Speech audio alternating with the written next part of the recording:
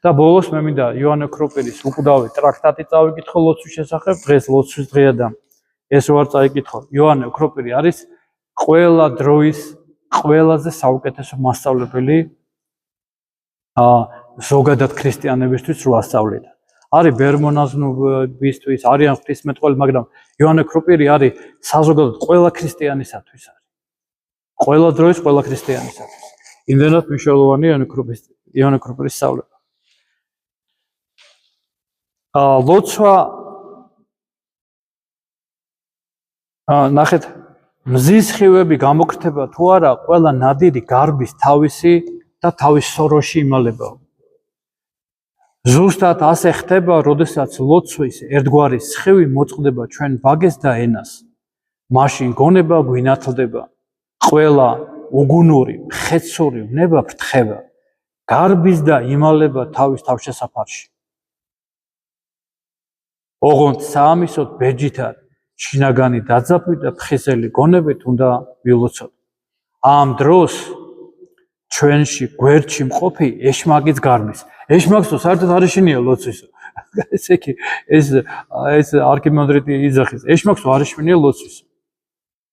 რატო ვიძახით იცი ამას? იმიტომ რომ ჩვენ კარგი, აი რამდენი ხანი ვლაპარაკობთ, ხო, ამდენი წელი ვქადაგებთ, კარგი არ გვემახსოვდება.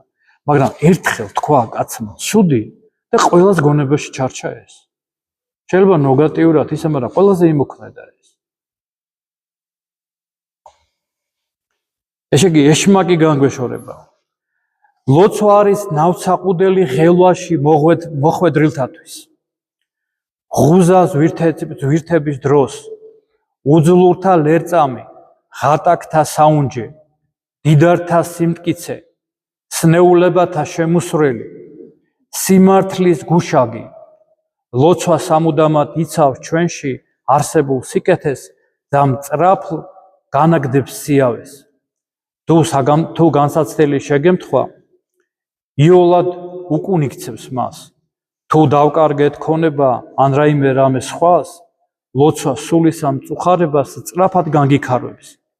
იგი გვიქარწყლებს ყოველგვარ დარდს, გვძენს დიდ სულოვნებას, განგვაცთევინებს მუდმივად მადლიერებას, არის დედა სიბრძნისა.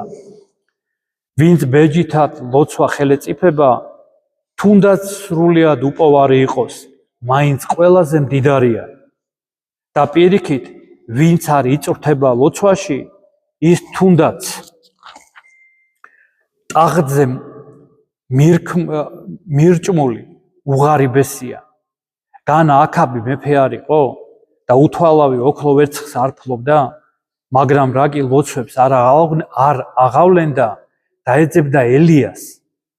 კაცს უთავ შესაფარს და შეუმოსავს, ვისაც მარტო ერთი ხალენი გააჩნდა. მითხავ, რას ნიშნავს ეს? შენ აქაბი ამდენი სიმდიდრის მფლობელი და ეძებ უპოვარს? დიახ, მიპასუხებ. რას მარგებს საუნჯე? როდესაც ელიამ შეკრა ცა და ყოველივეს ფასი დაუკარგა.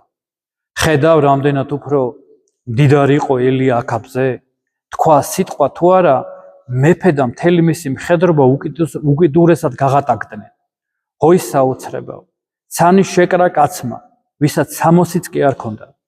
მან სწორედ ამიტომაც შეძლო ეს, რომ შესამოსელს იყო მოკლებული. სააქიოში არაფერი გააჩნდა, უდიდესი ძალა ამიტომაც აჩვენა. ხოლოდ გახსნა პირი და სიკეთეთ აურაცხელი საუნჯე ზეგარ დამოავლინა. ჰოი წვიმის გამომწვევი ბაგეები, ჰოი შხუპუნა წვიმის მომყვანი ენა, ჰოი უთვალავ სიკეთეთან შემქმნელი ხმა. მაშ მუდამ თვალწინ გვედგას ეს ადამიანი, ღატაკი და ამასთან მდიდარი, რადგან სიღატაკი იყო მისი სიმდიდრე. მოვიძულოთ აწმყო და ვინატროთ მომავალი.